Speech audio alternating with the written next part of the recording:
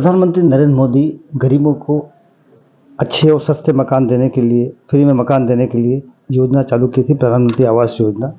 और 10 साल का सिलसिला हुआ है। लेकिन हमारे साथ एक सज्जन है जिनका नाम है राजेंद्र मेहता। राजेंद्र मेहता वो शख्सियत है जिन्होंने 21 साल पहले वो सिलसिला शुरू कर दिया था, वो भी मुंबई जैसे महानगर में। महानगर की स्थिति से आप वाकिफ नहीं हो तो मैं बता देता हूँ। मुंबई में चालों में लोग रहने को मजबूर है, और फ्लैटों में जो लोग रहते हैं और चालों में जो रहते हैं उनमें 54 लोग रहते हैं, सब शिफ्टों में सोते घरों में। ऐसा सिलसिला है मुंबई जैसे शहर में। आपके ऊपर आपको रहने के लिए घर मिलना बड़े नसीब की बात है, छत होना बहुत दुर्लभ चीज़ होती है। ऐसे दौर में, ऐसे गंभीर दौर में राजेंद्र मेहता ने एक सपना देखा कि मुंबई के लोगों को सस्ते और अच्छे मकान देने का सिलसिला शुरू करने की कोशिश की, वो भी 21 साल पहले। साहब प्रधानमंत्री तो अभी शुरू किया है। क्या मामला था, कब आपको ऐसा लगा कि मुंबई के लोगों को छत मिलना चाहिए था सस्ती और अच्छी? मैं खुद भी पहले 10 बाई 10 के रूम में रहता था। वडगादी आपको पता होगा तो मोहम्मद अली रोड के मस्जिद स्टेशन के बाजू में है। तो हमारा पूरा परिवार 10 बाई 10 के रूम में एकदम बिल्डिंग में था, लेकिन वो चॉल सिस्टम जैसा ही था, कॉमन टॉयलेट था। तो वहाँ पे मैं रहा हूँ और मैंने देखा है कि एक आम आदमी की क्या जद्दोजहद होती है, एक कैसे रहना, किस तरह से वो तकलीफ़ होती है।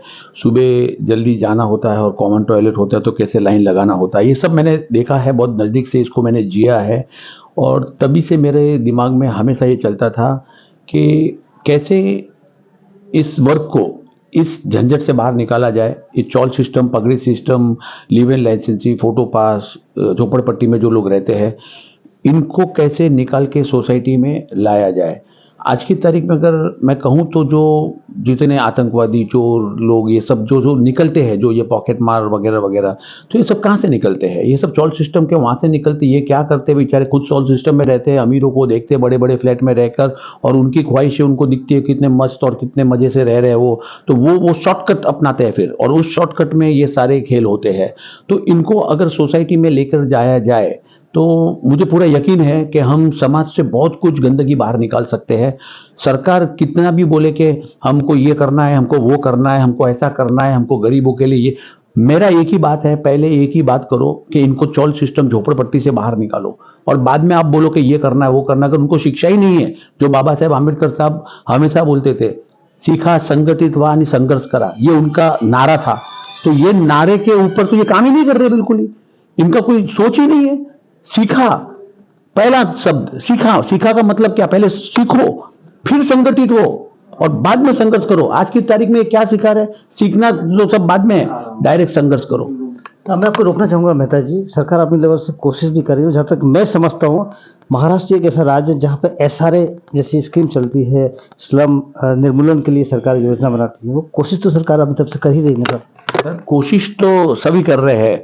मुझे एक बात बताइए, सरकार के हाथ में क्या नहीं है?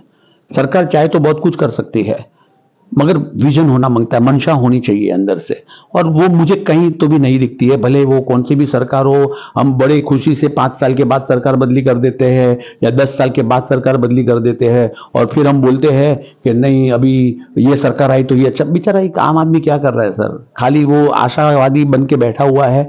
और न तो इंदिरा गांधी के टाइम से गरीबी हटाओ, और आज मोदी जी बोलते हैं गरीब नहीं रहना चाहिए एक भी, सब कोई भी, मुझे तो फर्क दिख नहीं रहा है। लेकिन हाँ, मैं सरकार को अपनी तरफ रखूंगा, वो अपना काम कर रही है। मैं तो इसमें सबसे ज्यादा दोषी मानता हूं लोगों को। सबसे बड़ा प्रॉब्लम है लोगों का। जब सरकार की नीतियां आती है, सरकार के जो फायदे आते हैं, सरकार की जो स्कीम्स आती है, उसमें वो बढ़ चढ़ के भाग क्यों नहीं लेते हैं? और सबसे बड़ा मुझे उसमें दुख है बोलने को कि ये काम है, बैंकों का काम है। लोग बैंकों में खाता खोलते, क्यों खोलते खाता? ये सोच के खाता खोलते हैं कि उनको जो सरकार की योजनाएं हैं वो उनके खाते में लाने का काम बैंक का है। मगर ये बैंकों काम नहीं कर रही। सारी बैंकें आज कॉर्पोरेट बन के बैठी हुई है, कमाई के ऊपर ध्यान दे रही है। वो कहां पर है? रोकना चाहूंगा मेहता जी। मेहता जी वो शख्स हैं जिन्होंने आम आदमी की तकलीफ को देखा, बहुत नजदीक से देखा, चाल में रहे हैं। वो चाल में रहने वाले लोग क्रांति करते हैं। ये भले ही मेहता जी इस चीज को भी मानते होंगे। धीरू भाई अंबानी जैसे लोग निकले हैं, जितने जैसे लोग बहुत कामयाब लोग निकले हैं चालों से, उन्होंने इतिहास रचा है साहब। बुरे लोग भी हो सकते हैं लेकिन अच्छे लोग भी निकले हैं। मेहता साहब जैसे अच्छे लोग भी निकले हैं जिन्होंने एक कोशिश की है मुंबई करों को अच्छे और सस्ते मकान देने की। सब वो क्या मामला था, वो कैसे आपने शुरुआत करी, वो बैंक की शुरुआत कैसे हुई, कॉर्पोरेटिव सोसाइटी कैसे हुई, और रेलवे स्टेशन से कुछ दूरी के ऊपर सस्ते और अच्छे मकान देने का आपका जो ड्रीम था वो कैसे कहाँ शुरू हुआ और कहाँ तक पहुँचा है अभी तक? अभी तो मैंने आपको बताया शुरू कैसे हुआ, तो मैंने बता दिया। मैं 10 बाय 10 के रूम से रहकर जो मैं शुरुआत किया, और शुरुआत करने के बाद में बहुत कठिनाई आई। सबसे बड़ा कठिन प्रॉब्लम ये था कि गरीब आदमी घर लेना भी चाहे तो उनको कोई लोन नहीं देता है। लोन देने के लिए उनको 2 गारंटर बुलाने को बोलते हैं। आज की तारीख में उन गरीबों को गारंटी कौन देगा?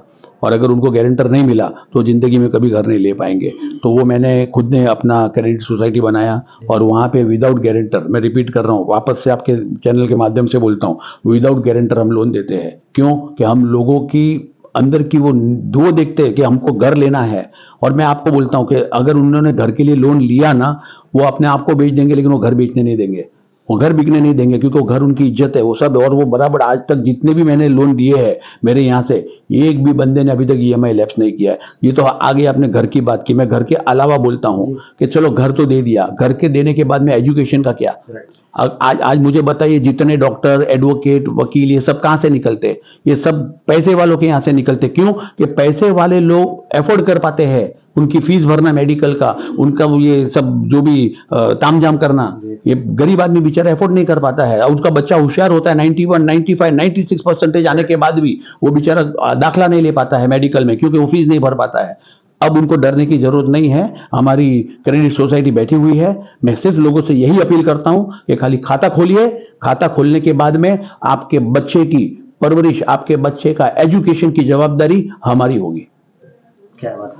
तो कितने खाता, मतलब कि मैं थोड़ा समझना चाहूँगा आपसे कि कौन सी क्लास से बच्चा खाता खोल सकता है? जिस तरीके से आपने बताया था कि आप सुविधाएं चाहिए तो कोई उसके लिए लिमिटेशन। ये एक बड़ा दुखद का बात है कि आदमी क्या सोचता है कि जब मुझे एजुकेशन का लोन की जरूरत होगी तब मैं जाके खाता खोलूंगा। ये सोच ही गलत है।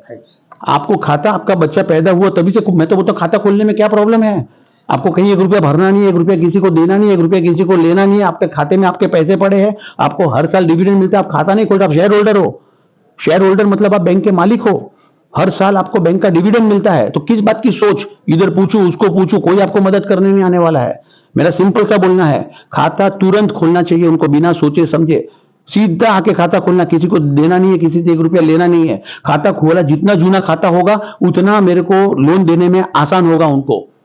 ये मैं आपके चैनल के माध्यम से लोगों को समझाना चाहता हूं। लोग क्या करते हैं कि नहीं, जब जरूरत होगी तब खाता खोलेंगे, जब जरूरत होगी तब जब खाता खोलने को गए और आपका नया खाता हुआ तो लोन देने में प्रॉब्लम आएगा, लोन की स्क्रूटनी होगी, उसके बारे में कई सवाल पूछे जाएंगे, और फिर लोन नहीं मिलेगा तो इधर उधर भागेंगे। तो इससे अच्छा मेरा बोलना है कि जल्द से जल्द खाता खोलिए। इंतजार मत करिए कि मेरे को जब जरूरत पड़ेगी हम बैठे हैं ना, लेकिन जितना जूना खाता होगा उतना आपको फायदा होगा, उतना जल्दी आपको लोन मिलेगा।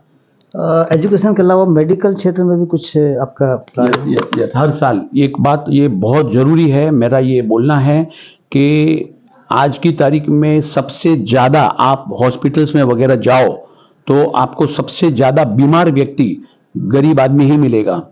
आप देखिए, आप कभी सरकारी अस्पताल में जाके देखिए, आपसे देखा नहीं जाएगा। ये हालत है सर, मैं खुद देखा हूं। ये सब बीमार क्यों पड़ते हैं? उनको बीमारियां कोई एक झटके में नहीं आती है, पहले ये समझ लीजिए। बीमारियां कभी भी, मैं लोगों को बताना चाहूंगा सर, आप समझिए इस बात को कि बीमारी कभी एक झटके में नहीं आती। बीमारी आपके अंदर पनपना सालों से शुरू करती है, मगर आप अपना मेडिकल चेकअप हर साल नहीं करवाते हो तो आपको उस बीमारी का पता नहीं लगता है। लेकिन अगर आपने सही ढंग से हर साल मेडिकल करवा लिया तो मैं आपको यकीन दिलाता हूं कि कोई बीमारी आपको छू भी नहीं सकती। आज हमारे देश की औसत आयु क्या है? 67। अमेरिका की औसत आयु क्या है? 81। क्यों? क्योंकि वो हर साल अपना मेडिकल करवाते हैं, क्योंकि उनका सीधा सीधा कहना है जान है तो जहान है। और हमारे यहाँ पे तो जान की कोई वैल्यू है ही नहीं। तो मैं यही कहूंगा कि मेरे यहाँ पे अगर आपने खाता खोला हर साल, ये मैं बोल रहा हूं आपके चैनल के माध्यम से, और जरा ध्यान से सुनिए मेरे सारे लोग, हर साल आपका मेडिकल हमारी तरफ से, हमारे क्रेडिट सोसाइटी की तरफ से फ्री ऑफ कॉस्ट होगा। खाता सिर्फ स्टूडेंट खोल सकते हैं या कोई भी खोल सकते हैं, या जो मकान चाहते हैं वही लोग खोल सकते हैं? ऐसा कुछ भी नहीं है सर, ये एक मिथ्या फैलाई गई है कि जिनको मकान चाहिए वही खाता खोल सकते हैं। ऐसा कुछ भी नहीं है। जिनको भी फाइनेंशियल प्रॉब्लम है, जिनको पैसे का प्रॉब्लम है, वो यहाँ पे खाता खोल सकता है। और मैं बोलता हूं कि यहाँ पे खाता खोलने के बाद कहीं पर भी, न तो अपनों के पास न दोस्तों के पास, कहीं पर भी भीख मांगने की जाने की जरूरत नहीं है। ये आपका राजेंद्र मेहता बैठा है, और आपको कहीं पर भी किसी की तरफ भी तकलीफ हुई तो मैं एक पैर पे खड़ा होकर आपके लिए खड़ा रहूंगा, आपके भाई की जैसा। ये थे राजेंद्र मेहता।